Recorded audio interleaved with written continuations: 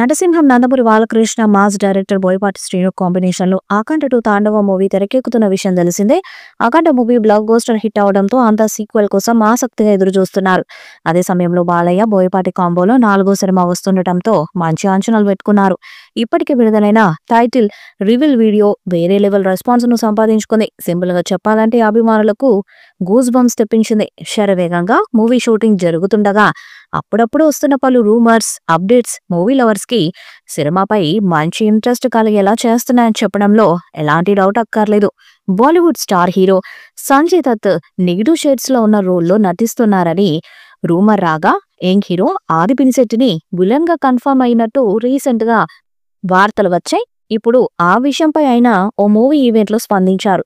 సినిమాలో నటిస్తున్నట్లు తెలిపారు. దాంతోపాటు షూటింగ్ కోసం అప్డేట్స్ ఇచ్చారు. బోయపాటి గారు బాలయ్య గారు కాంబో ఎలా ఉంటుందో అందరికీ తెలుసు.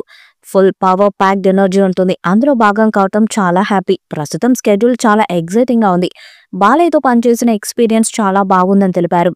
ఇప్పుడు చిన్నప్పుడు బంగారు బుల్లోడుతో డాడీతో సెట్స్ కు వెళ్ళినప్పుడు ఆయనను కలిశాను. ఇప్పుడు ఆయనతో వర్క్ చేస్తున్నాను. Fun and loving.